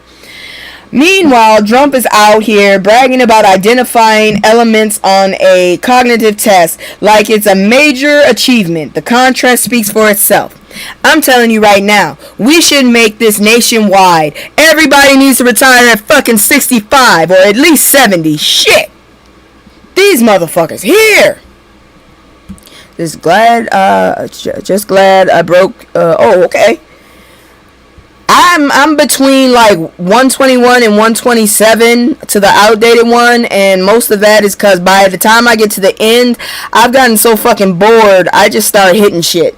I'm like, I don't give a fuck. Okay, yeah, I think about it, but I don't really think about it. It just pisses me off, because it's like those questions are irritating. Anyways, we gonna go ahead. We're done We're done with the bullshit now. We're going to move on into some good news. I'm going to get out this outfit. I'm going to put my commercial on one more time. I'm going to do it probably another time after this, because sometimes I don't know what the fuck to do with myself. But before we do that, because I need a puff right now. That's why. I'll be back. And then we're going to talk about some good news. Because that shit right there is why I am highly medicated. And if I braid my hair like I've been planning to do, then I'm going to find a bunch of white hair again. Yeah, I already know it. Alright, so check out my commercial. I'll be right back with the other stuff. You know they canceled my damn campaign for my fucking try and get my shit out. They cancel that shit. I don't even know why. Probably because I'm saying pro-black stuff and I'm not being cutesy or small to them. Yeah, whatever. Here you go. It's just me and the fam. It's just me and the fam. It's just me and the fam. It's just me and the. It's just me and the fam. Yeah, yeah. It's just me and the fam. See my little Tay-Tay, that's my hype girl, that's my mascot. Little ones go for hours and some hours till we pass out. Stay inside the house, turned up with them racks out. Stay inside the house, turned up. Alright, we back. Tell me if you can hear me alright and let me know I'm not blasting anybody, because I'm still ashamed from last week's audio issue. I mean, this is all me. Apparently, I'm a producer now as well, because I'm doing this and I'm a producer doing it. Yeah, okay. So anyways, Pastor Jamal Bryant urges church to donate food over money amid SNAP cuts. So in the midst of the SNAP benefits crisis, Pastor Jamal Bryant is showing real leadership. Give me a second. I need a drink. Okay, good. I hate when it happens. On October 27th, he announced that New Missionary Baptist Church in Georgia would suspend monetary offerings for the entire month of November, encouraging members to donate canned food instead. That's how you lead your people. The leader is to serve the people. That's the fucking myth, that's the fucking rhyme and pattern motherfuckers don't catch on to. The initiative directly responds to the SNAP benefit suspension that will impact 42 million Americans. During his sermon, Bryant emphasized the church's responsibility to help those in need, condemning the government administration for potentially starving citizens. Bryant called on congregants to bring canned goods every Sunday in November to replenish the church's King's Table food distribution program, which provides free groceries to local families. He expressed commitment to performing miracles during the shutdown and encouraged community contribution, humorously advising against shopping at Target. The church will redirect funds from other ministries to sustain the food distribution program during the challenging period. Bryant also highlighted the rising unemployment rate among Black Americans as a key reason for halting monetary donations. Oh, I wish there were more like you, sir. Woo, Lord. He felt it was inappropriate to ask for large contributions when community members are struggling with rent and groceries. Let me say that again. He felt it was inappropriate to ask for large contributions when community members are struggling with rent and groceries. That is what a church is really supposed to do. This is what the church is supposed to do. Step up when the government fails its people. Bryant isn't just preaching about helping others. He's actually redirecting church resources to feed hungry families. He directed congregants to National Resources for Food Assistance and stated he won't hold a Giving Sunday until after the government reopens. Compare this to other mega church pastors who continue collecting tithes and offerings while their communities struggle. Bryant is putting action behind his words, using the church's platform and resources to address immediate need. This kind of leadership that builds trust and actually serves the community. While politicians argue about budgets, Pastor Bryant is making sure families have food on their tables. The ministry is in action. We need more men like this, god dang it. We need more.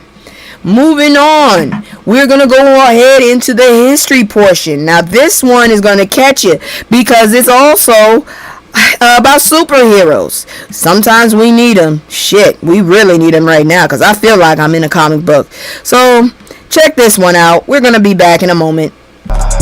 Yo, it's too many, hey, it's too many, yo, it's too many, yo, it's too many lies, look in my eyes, they know I'm the truth, knocking them down every time I step in the booth, we ain't gotta lie, they know we the vibe, we living in proof, it's young conscious, shoot my life a movie, I live in a spoof, ain't no sticking around, I'm on the move, I'm checking the dudes, yeah, it's only us two, so you know we copping that coupe, we on the roof, smoking dope, look at the view, yeah, we used to chill on the stoop, now we out here breaking the news, it ain't shit you. I really like how I heard songs and I hear what I need and I pull it out specifically at the right time. Anyways, power and presence. The rise of black superheroes over 25 years. Politician corporations need to give donations for food. Yes, they do. Yes, they do. They definitely do. Because they're getting all this money from us in the first place. So shit. Let's talk about something uplifting though.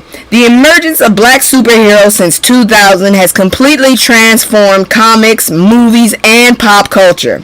Historically, black characters were relegated to sidekick roles or excluded altogether. But a new generation of black heroes has captivated audiences with figures like Black Panther becoming cultural icons. Black Panther was particularly groundbreaking as the first black superhero to lead a major feature film, while characters like Falcon expanded narratives by stepping into roles like Captain America's successor, and they griped about that shit too. Beyond entertainment, black superheroes have become powerful symbols of representation and empowerment for today's youth. These characters embody complex narratives filled with struggles and victories, underscoring their commitment to justice. Their stories resonate with fans, inspiring them to embrace their identities and strive for better futures. The influence extends far beyond comic books and films. They've reshaped societal perceptions of heroism. When children see heroes who look like them, it fundamentally changes what they believe is possible. Representation matters because it expands imagination and ambition. The legacy of black superheroes isn't just about entertainment, it's about inspiring future generations to see themselves as heroes in their own steward. These characters prove their heroism it has always been diverse, even when media representation wasn't. The ongoing ascent of black superheroes promises further diversity and inclusivity in storytelling. And as these narratives continue to evolve, they're creating space for even more complex, nuanced portrayals of black excellence. And I personally know, because I'm a part of an animation house right now that is not funded, called Obsidian Magic Productions, and we are trying to pump out some stories. And the CEO, the founder, he has a story coming out. I saw kind of like a little teaser, like the opening teaser. We're still talking about it, but it'll be his baby, and I can't wait to promote it. So let's move on to some black business, shall we? And move on to some black business. This here was reported on the 22nd, and I missed it, so I do apologize, but I feel like it's worth reporting. Bravado Cigars brings luxury belonging to the rare world of black-owned cigar lounges. I ain't gonna lie, if I had to smoke something, I would prefer a cigar. I've always preferred a cigar over a cigarette. I don't smoke cigarettes. I don't really do tobacco at all.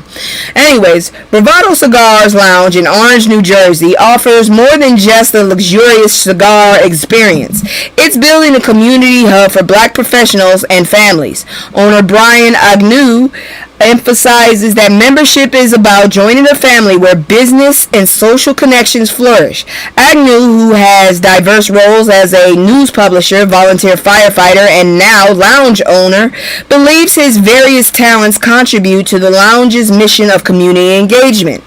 Bravado serves as a multifunctional space, hosting everything from business meetings to children's birthday parties.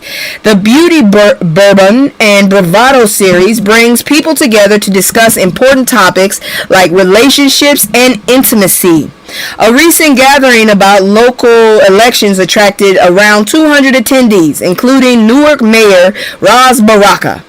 Agnew's vision includes creating a space specifically for black patrons, offering an alternative to venues owned by others. He calls it a black country club, emphasizing the importance of supporting black-owned businesses. Despite the cigar industry's growth, challenges remain, particularly, I hate that word, regarding access to capital and navigating FDA regulations. Oh, Lord. I got your back, sir. I ain't got it financially, but I support you, sir.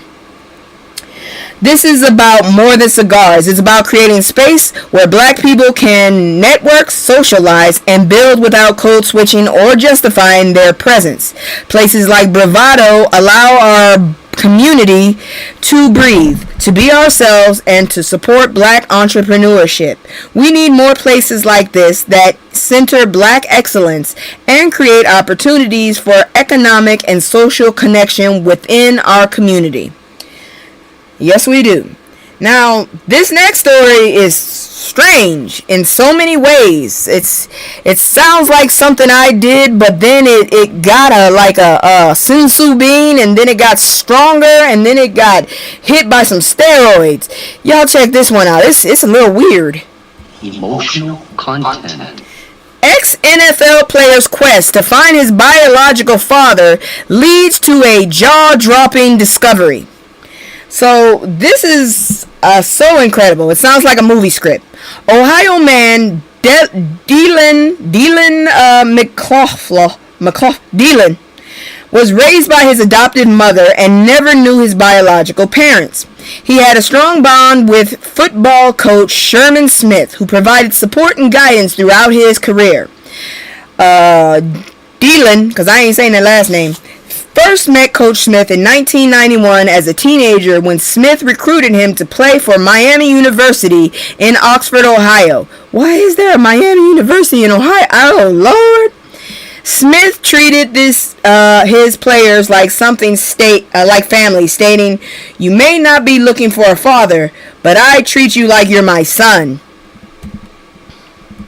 McLaughlin leaned on Coach Smith through career setbacks, including a devastating knee injury that ended his NFL career after starting his own family. He's tracked down his biological mother to inquire about his father's identity. The revelation was shocking. His biological father was Coach Sherman Smith. This man been raising his own son and didn't even know it. Smith, who knew Dylan as who knew Dylan's mother as a teenager, had no idea they had a child together. The eerie similarities in their football careers are remarkable. Both had great careers at Miami University, which is in Ohio, which I don't understand, and are in the Hall of Fame there. Both played personally. Both had careers cut short by knee surgeries, and both pursued education after playing, and both made multiple Super Bowl appearances, losing to Tom Brady. Did we really need him in that? Smith believes their kinship is due to divine intervention. There's no way you could write this, all these connections. That sounds like a feel-good comedy movie, in my opinion. Y'all should sell that, for real. You just have to believe that this is God directing our steps. Yup. This story is perfect for the big screen. Smith even said he'd like Denzel Washington to play his role. Denzel Washington to play his role in a film adaptation. Because remember, that man said that his name is not being said right. The beautiful part is that they already had a father-son relationship before they knew they were actually father and son.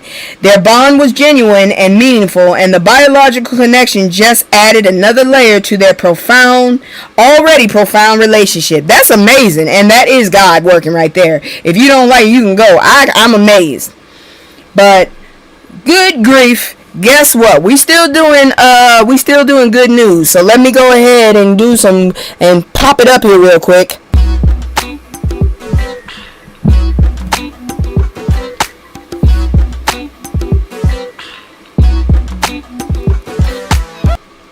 Now you see the date. It says October 28th. Let me put that up there. October 20th. God damn, I can't do it because it's an image. But anyways, the largest HBCU donations in recent history. You won't believe the biggest donor. Let's celebrate some good news. HBCUs have been receiving historic contributions, with Mackenzie Scott leading the charge with transformative donations. I don't know if the woman is dying and this is her last wish, or if there's a huge tax cut, but damn it, lady, keep going if you can. It is. Let's see here now. Due to systemic underfunding, HBCUs heavily rely on outside donations to ensure black students have safe places to flourish. Scott's contributions are changing the game. Morris College received $10 million total, with $5 million from Scott matched by other donors. Xavier University got $20 million in 2020, with President Reynold Ver called a remarkable demonstration of support.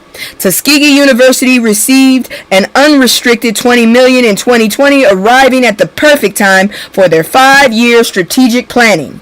University of Maryland Eastern Shore received $20 million, breaking their donation record. Bowie State University was pledged $25 million, making it Maryland's first HBCU to receive such a donation. Damn. Alabama State University received an extraordinary $38 million, the largest in the school's history. Morgan State University has received $103 million total from Scott. I was supposed to go to that school. $40 million in December in 2020. Another $63 million in 4 years later. UNCF received $70 million in September, distributed among 37 different HBCUs as a part of their $1 billion capital campaign. Other major donations included Spelman College receiving $100 million from Rhonda Stryker and her husband, and Hudson Tillotson University receiving $150 million from the Moody Foundation during its 150th anniversary.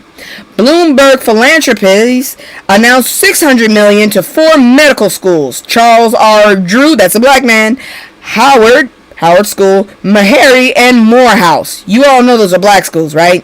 Scott's philanthropy stems from her pledge after 2019 divorce to give majority of her wealth back to society thoughtfully. Maybe she should give some to food banks right now, because people need that now too. These no donations. Damn, what kind of divorce? I need her lawyer. I'm not even married and I need her lawyer. These donations represent recognition that HBCUs have been systematically underfunded while providing excellent education and producing exceptional graduates. This investment isn't charity, it's justice. It's beginning to correct decades of inequitable funding. However, we must note that Florida A&M situation, a $237 million pledge by Gregory Jerami, was deemed completely fraudulent after investigation reminding us to verify before celebrating. Bastard. But still, good on you, black women and men, going out there and getting your education. And good on you, HBCUs. Don't fuck it up. Moving on, we're going to talk about some relationship situations. Because honestly, it's about time. I do a lot of stories on what's going on in the world. But let's talk about black people in general. And let's talk about dating. So let's look at this one next. Emotional content. $200 date or a unique experience. Black women prefer effort over high incomes when dating, according to new survey. So recent data from Hinge reveals that 67% of black women prioritize effort over income. Damn it, they did it. They got me again because I was in that survey. Over income in potential partners, shifting focus from financial expectations to shared experiences and meaningful dates. 84% of black women prefer well-planned dates over expensive dinners. This conversation should emphasize the nuanced desire of black women centering emotional connections and intentionality rather than financial status. Hell, you could take me to a goddamn Chili's, I'll be happy, and then let's go to the movies. I'm good for the night. The yearning for deeper connections among black millennials, and honestly, I don't really care if it's Chili's, that just popped up in my head. I've never been to a Ruby Tuesdays, I'm just saying. This yearning for deeper connections among black millennials traces back to rich portrayals of love in the 90s culture. Movies and music from that era showcase romance as aspirational and tender, setting high expectations for adult relationships. While these influences shaped views on love and many lack a clear blueprint for achieving such a depth in real life, despite emphasis on effort, financial stability remains crucial for 80% of black women. You can't be a broke motherfucker. Shit, we trying to do shit.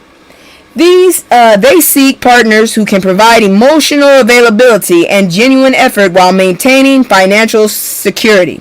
The notion of love in the 2025 is evolving, with desire for freedom, mutuality, and authenticity taking center stage. Black women are advocating for dating experiences that allow self-expression without performance pressure.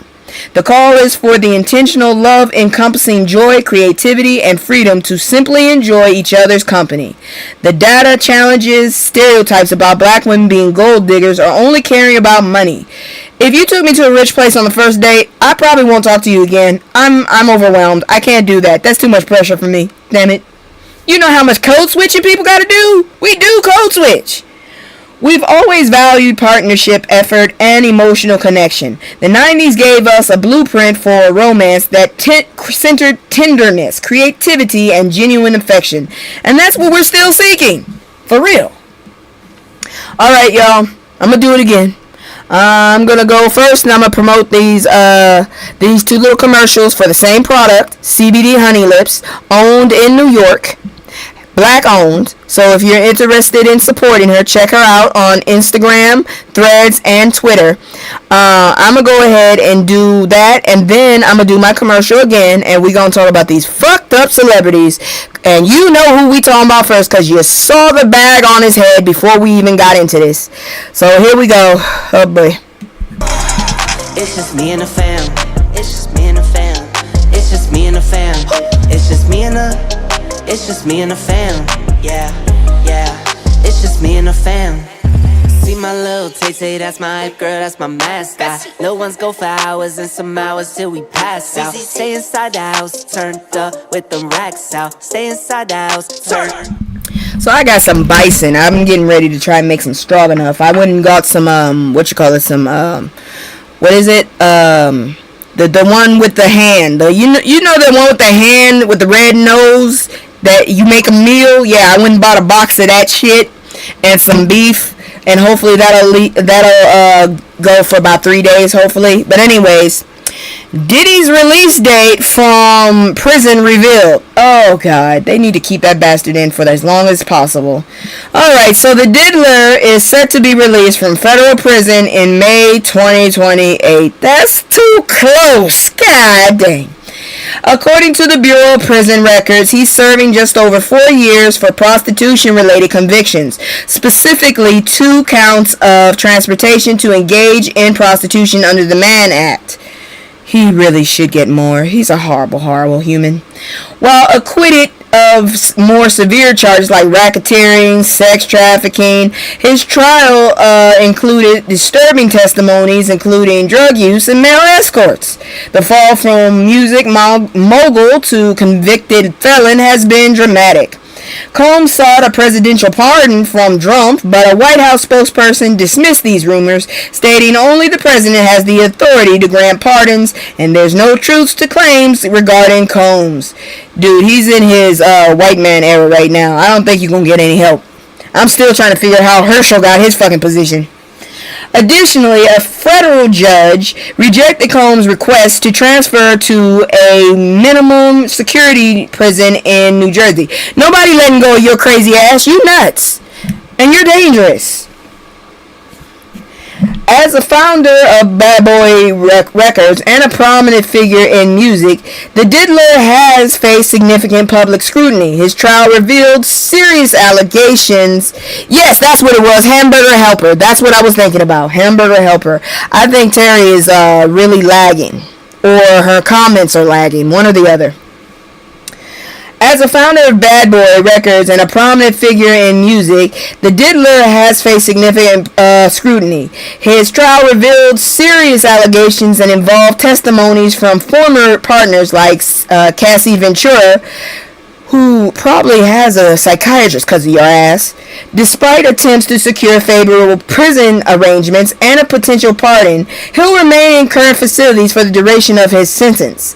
How the mighty have fallen. This is a reminder that wealth and fame don't place you above the law, and that justice, however delayed, can eventually arrive. Now, if only we would get that other asshole, we'd be good. Moving on in celebrity news, because you know I want to get through it as fast as possible. Halle Bailey and ex-DDG, I still don't know who he is, finalized temporary custody deal for 1-year-old son. It's been a year. Y'all been fighting for a year. And do we need to know this? I really don't understand why they be telling all our business. You know what I'm saying? They be just telling all our goddamn business every damn time. Really ridiculous. Why do you tell all your business? Everybody knows your business. The custody battle between Halle Bailey and DDG appears resolved with new co-parenting agreements for their 1-year-old son. Recent court documents indicate both parties reached a temporary custody arrangement following a challenging public battle, which should have never been public, over several months. The legal stipulation signed by a judge outlines a monitored visitation schedule allowing DDG time with his son on Wednesdays, Saturdays, and select Sundays. Dude, seriously? We didn't need to know those days. Bailey initially received temporary sole custody in May 2025. I hope the shit I'm reporting doesn't one day get used for court and I gotta be pulled in for this shit. Because this ain't none of my business. Anyways, alongside permission to travel internationally for work. Their relationship ended 2024 and has been marred by allegations of verbal and physical from both sides. Though Bailey denied these claims, both parties withdrew domestic DV restraining orders while retaining the option to bring them back if necessary. This is not healthy. The arrangement includes a holiday plan ensuring their son can celebrate occasions with both parents. Mutual agreements include not criticizing each other publicly or social media and refraining from posting images of their child online. This development represents a positive outcome for the former couple and their son. Co-parenting after a difficult breakup is challenging, but prioritizing the child's well-being shows maturity. The agreement to keep their son off social media is particularly important in today's environment, where children's privacy is often sacrificed for content. My whole thing is, why did you have to tell all of us about shit? Seriously, we didn't need to know when y'all was dating. We didn't need to know when she was pregnant. We didn't need to know that she had a kid. We didn't need to know that y'all broke up. We didn't need to know that he hit her. We didn't need to know that she screamed at him. We didn't need to know that now y'all don't know what the fuck to do. We didn't need to know none of that. I'm just saying. But since you did, I'm going to use it because I need more time. Now, does anybody remember these motherfuckers? I just grabbed them. I should have put it in the history area. I'm not really sure why they even count as black because this dude look mixed. But here they go. Y'all remember them? They made the song that embarrassed many a kid because their family did not know what the hell they were saying. My mom said, I want to set you up. Okay? Jeez. In the early 1990s, Color Me Bad became a successful boy band. They were a boy band? They look like men. They never look like boys. With their debut hit, I Wanna Sex You Up, dominating airwaves. You know how horrible it is when your parents are singing that song and they're singing it wrong? Their hip-hop take on doo-wop helped them reach the top of R&B charts despite having only one black member in the original lineup. That's the only way you was going to get it. Original members Brian Abrams, Mark Calderon, Kevin Thornton, and Sam Waters met in high school choir in Oklahoma City. Inspired by New Edition and New Kids on the Block, which were actual children. Yes, girl, she said, I wanna set you up. I'm sitting up here like, do you know what you're saying? You should have heard her when she was trying to sing Rex and Effects. Oh, my Lord, that was horrible. Oh, and you remind me of a Jeep? Her and her friend made me write down the lyrics. It was horrible. She thought it was you remind me of some jeans. The ones you put on your pet legs. Anyways. They focused on perfecting harmonies. Initially named Take One in 19... That's Take One? You should have stayed as Take One. They rebranded to avoid confusion with group Take Six. I remember Take Six. The big break came in 1990 when they spontaneously sang for John Bon Jovi and Richie Sambora at a multiplex. Bon Jovi invited them to open for a local performance after turning 18. They moved to New York to pursue music full time. Don't correct her. Girl, it was over. She made me write the damn lyrics. How am I not supposed to correct her? Shit. She be saying all kind of stuff wrong. Be saying, go get me some granola oil. You mean canola? Memphis. That's where I got Memphis from. I still don't know how the hell you spell Memphis. I think there's an L there. Anyways, their big break came, and yeah, they sang for Bon Jovi. I Wanna Sex You Up was released in 1991 on the New Jack City soundtrack, reaching number 2 on the Billboard Hot 100. That's when everybody's wearing them damn tight ass skin tight goddamn running shorts. Ooh, Lord, if I see you in them now, I'll laugh at you. And on R&B. However, soul singer Betty Wright sued Dr. Freeze, the song's producer, for illegally sampling the 1970s Tonight's the Night. Wright won the case, and 35% of the song's royalties. She famously called out Dr. Freeze during a show with a rap about stealing her song. Yes, girl, she said granola oil. Success was accompanied by internal issues. Lead singer Brian Abrams struggled with addiction to food, drugs, and alcohol. Damn, sir, you don't know no kind of limitations, do you? All of them. Mark Calderon stated they all tried to manage his drinking, but nothing works. Kevin Thornton developed distrust in management and battled sex addiction. Something wrong with y'all. These problems led to their official breakup in 1998. Dude, I only remember that one song. I didn't even know y'all was still together in 98. After the breakup, Thornton became a Christian minister. Sam Waters transitioned to writing and producing for artists like Fantasia and Celine Dion. Calderon and Abrams attempted to revive Color Me Bad in 2010. No, please, let it die. Let it die. It don't need to come back. Leave it alone. Leave it alone. Please leave it alone. Later adding Adam Emo and joining an I Love the 90s tour. I will not be going to that. I did not love the 90s. The 90s were tough for me. Shit. I was a teenager. The renewed relationship was short-lived. In 2018, during an upstate New York performance, Brian Abrams pushed Mark Calderon to the ground and yelled, "I'm a motherfucking Color Me Bad." Abrams was drunk before the show and struggled with the first song. He left the stage. First song, I only know about one song. He left the stage and returned only to assault Calderon, leading to his arrest for misdemeanor assault. Motherfucker, you left and came back. Yes, exactly. I thought they were just a one-hit wonder. I didn't know they had an album. Today, Mark Calderon is the only original member performing as Color Me Bad. Sam Waters attributed their inability to sustain success to internal implosion, noting the challenge of maintaining success after explosive starts. Y'all motherfuckers was not ready. That's basically what that says. Now, in trifling news, good grief.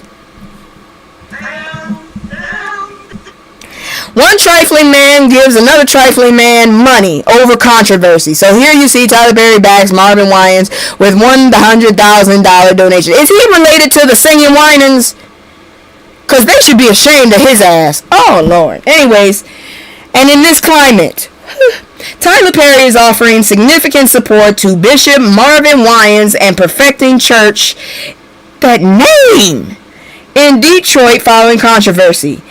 Perry pledged $100,000 to the church after a viral fundraising clip drew criticism. You just like to be in trouble, don't you, Perry? You just like to be in trouble and leave plot holes. That's why your mustache don't go right. Winans expressed gratitude during a church service, emphasizing faith and community support in navigating challenges. He's just kissing up to him.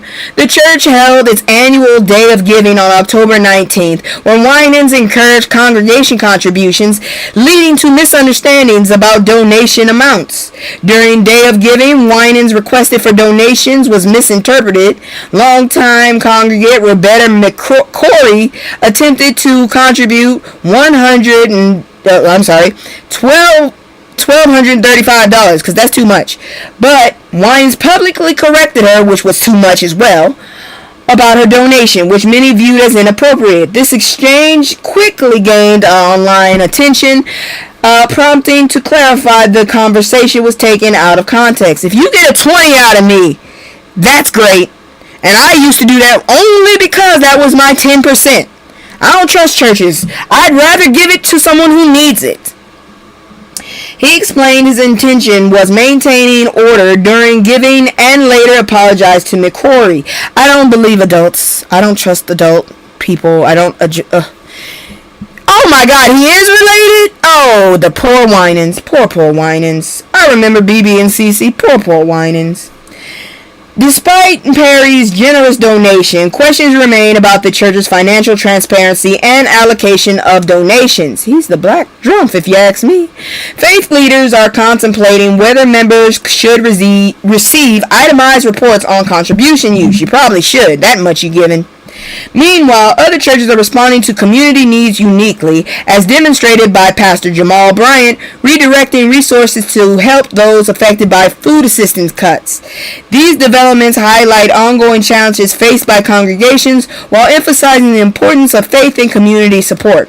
Tyler Perry's intervention is just messy, if you ask me, but it shows the power of black wealth supporting black institutions during controversy. He didn't need all that damn money, people being able to give 1,000?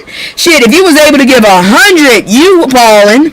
However, the underlying question about church financial practices remains valid and deserves thoughtful discussion. Amen to that. Y'all got too much money. Marvin, you already had money before you even opened that church. If you're related to those Winans.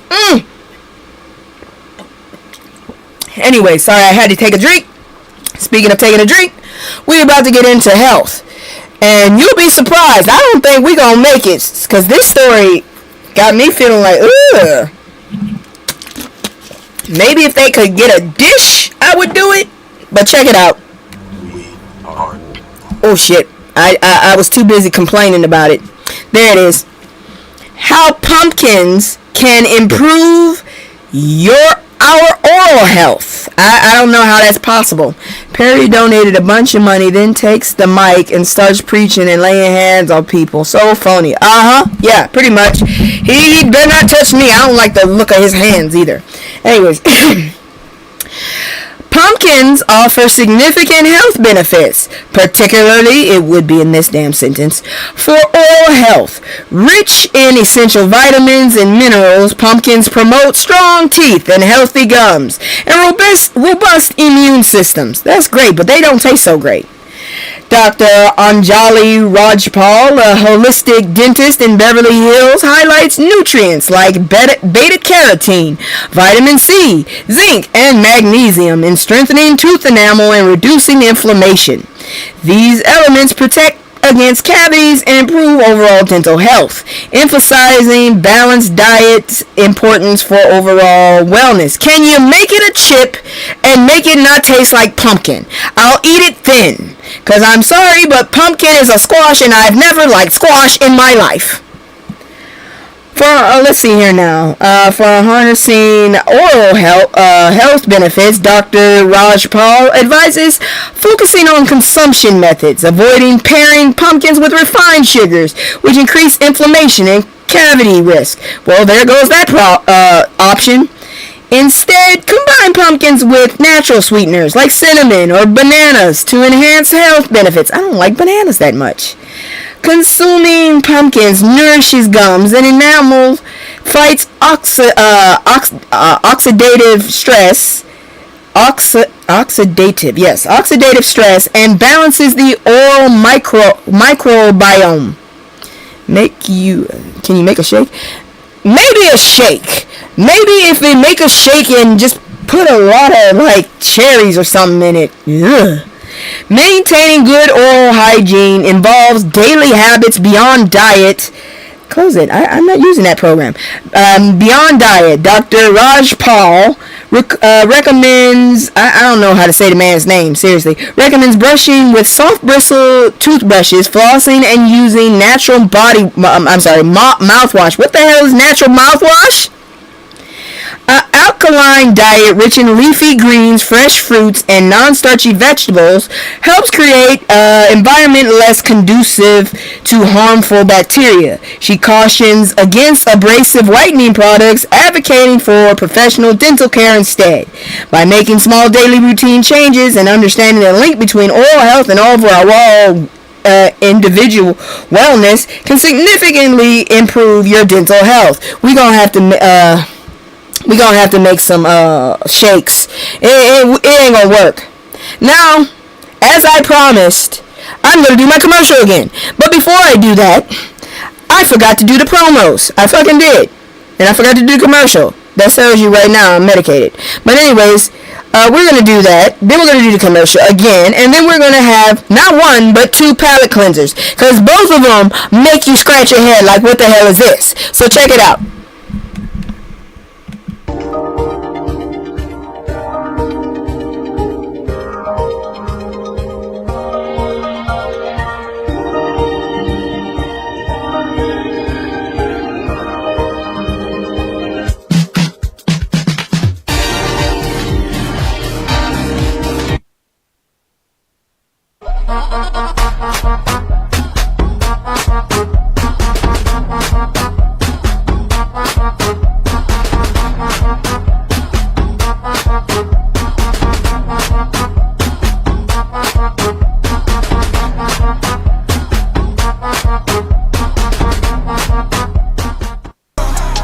It's just me and the fam.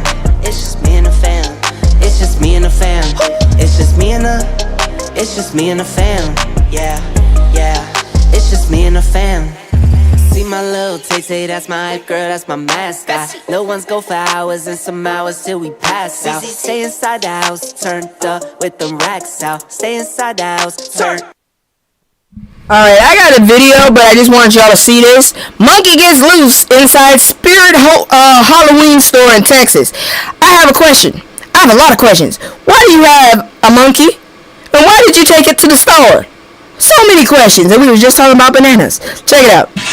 Oops, that's the wrong thing. There you go. This next story is bananas. Okay, a monkey escaped its owner inside of a Spirit Halloween store in Plano, and well, our Meredith Yeomans has the videos to prove it. And just shock, sheer shock. A Spirit Halloween store can be a surreal shopping experience. But creepy clowns and spooky scarecrows took a backseat Monday night to the real show, running around above store shelves. Arlene Pinkston was shopping with her daughters at a Spirit store off 75 in Plano. My daughter looked up and she said, "What in the world?" And she's like, "Is that a real monkey?" And so I look up and I said, "Well, it's got a diaper on, so I guess it is real." For more than 30 minutes, the monkey could be seen climbing poles, swinging from wires, and crawling around rafters. Jimmy Harris works at the store. He says the pet monkey got spooked by animatronics and ran away from a customer who brought the animal inside. It was entertaining. I mean, it was like, huh. I mean, a lot of people just stood and watched for like 30 minutes, like the whole time. There was a monkey. And you had kids trying to catch it. And Plano police were called to the store and tell us when an officer arrived, he observed the monkey swinging from the rafters wearing a diaper. Eventually, a cookie was offered to the monkey by the owner and was able to gain control of it.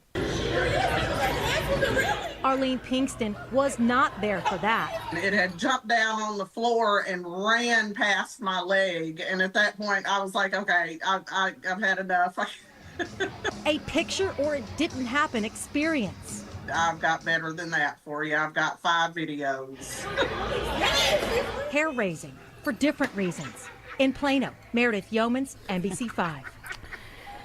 Well, police say the monkey was never a threat and was not injured. I have nothing to say. I just want to know, why did you bring the monkey? I wouldn't either. At least he had a diaper. But my question is, if he's so... Why? Why did you bring it there? Why? You knew there was going to be animatronics. Why did you bring that damn monkey there? Was you going to get an outfit for the monkey? And if you were going to go get an outfit for the monkey, where were you going to take the monkey after that? I have questions. I want to know, why are they legal in the U.S.? I can understand if the monkey helps you because you have no, because I saw a movie about that. No, that's all right. No, well, maybe if the monkey had been coming from like a docile generation of monkeys, because they're really wild. I think if you domicile, honestly, you wouldn't get that monkey for a few years, in my opinion. But why did you bring it to the Halloween store? What is wrong with you? Oh Lord, now you got the kids hyped up. They already want sugar and they want to dress up. Where is it? You stupid. That's all I can say. Honestly, I'm sorry. And oh Lord, what if he had took that diaper off? Oh, and that poor woman. He got teeth too. I know he do. He could have got scared and went and chomped somebody. A lot of shit could have happened. You ignorant as hell. But we're not done because we got one more after that. Here we go. Dogs in Chernobyl exclusion zone are mysteriously turning blue. First of all, why are there animals still there in Chernobyl? Isn't Chernobyl still radioactive? I think you should be trying to get all them motherfuckers out of there. Somebody wrote Chernobyl and didn't spell it right. How? That's Chernobyl. Okay.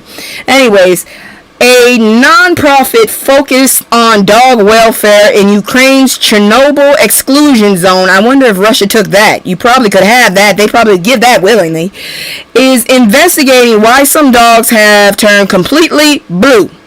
This is a part of the Dogs of Chernobyl program affiliated with Clean Futures Fund charity. While trapping dogs for sterilization, workers encountered 3 dogs exhibiting striking blue colorization.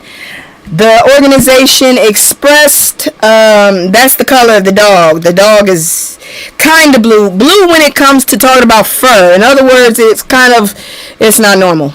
Okay, that's all I can say. It's just not normal. Anyways, the dog population, where is it? Okay, while trapping dogs they found out they were blue. The organization expressed uncertainty about the cause. The dog population in Chernobyl exclusion zone numbers around 700, consisting of animals descended from pets left behind during evacuation following the 1986 nuclear disaster. And that is an example of what happens when people are entitled and animals entitled. Them dumbass animals should have ran with their damn owners. You running, I'm running. Y'all all should have ran in the same direction. Local residents noted these dogs weren't blue just a week prior. Oh, Lord Jesus. Raising questions about the sudden change. So now they're suddenly turning blue. That's great. Oh, my God. People still live there? Oh, Lord have mercy. Oh, no. That's horrible. Clean Future Funds indicated the blue hue is unlikely related to radioactivity, suggesting instead the dogs may have contacted a chemical substance, potentially from a leaking portable toilet. That's gross. Did y'all not try to wash the dogs at least to see? Oh, that's gross. Despite their unusual appearance, officials reported the dogs appear healthy and active, just blue. I wish I had that song right now. Eiffel 65, where are you? The charity is actively pursuing capture of the blue dogs to investigate the underlying cause of their coloration. I mean, if they're all blue, I would say it's something that's internal because the blue is in all the fur. But if it's only patches, then yeah, I would understand. But what kind of damn chemical y'all got that a dog can eat that can still run around and play and be healthy? That's not natural at all. Oh, that's just gross. And that's that for the news tonight. We covered everything from legal battles in hip hop to tragic child unalivings, from hurricane devastation to unresolved mysteries demanding justice. We talked about racism in school, government failures causing food insecurity, hate crimes, political battles, and yes, even blue dogs in Chernobyl. I still don't get that. It's still illegal to live there, but people won't go in to get them out. Yeah, that's true redneckness right there. That's true. I'm gonna be here till the day I die. There's more than one reactor in that. Oh Lord Jesus. Anyways, the common thread through all these stories: black people in our community showing resilience, demanding justice, creating solutions, and refusing to be silenced or forgotten. Whether from Cameron fighting for his money, Shaquilla Robinson fighting for justice, Pastor Jamal Bryant feeding the hungry, or black women redefining what they want in a relationship. We're out here living, surviving, thriving, and demanding. So here we go. If y'all liked what I do, or if you have suggestions to change it up, or you have some advice for me, put it in the comments. I do not mind. Spread the word. I'm not getting paid for this. As you see, I am a private entity and I can get rid of people talking too much. Anyways, if you like what I'm doing or whatever, come at me straight. I'll actually consider your advice. I'm always ready to learn. Like, this is my last school week. I gotta go back to school soon. Yes, justice for us, but not for you in my goddamn messages, alright? Damn it, not for you in my show. No justice for people in my show, because it's my show. Anyways, thank y'all very much for coming. I love y'all. I'll be looking for y'all all the time. I'll see you on Sunday, and if not, I'll see you sometime otherwise. Next week, I'll start to get more into the FBA Exodus. Before I leave, I'll show you those one more time, the openings, and then we good. My mama always told me I'm allergic to the fake shit. That's why I can look you in your ass and tell you ain't shit. I'm from the South, you know what I'm talking about. But she could pop it and drop it. About to leave, already packing. Come with me, I'm not really asking. We'll get away to a place where we don't know. I'ma tell you right now, and Terry doesn't need to report it. I'm gonna be the first place we're looking at is Toronto, Canada, for black folks on the FBA Exodus. So be ready when I record it. Justice for Terry, yeah, when she's not sitting up here reporting my stories, yeah, but not my show is a private entity. God dang it. We ain't gonna be picketing me. Justice for Terry. Terry always reporting my stories before I get to report them. That's the whole purpose of the show. Anyways, good night, y'all. I love y'all, and take care. Where the hell's my outro? I can't stay. No, I always gotta go. Playing house, this ain't a home with my soul. On the road, I can't stay. No, I always gotta go. Playing house, this ain't a home with my soul.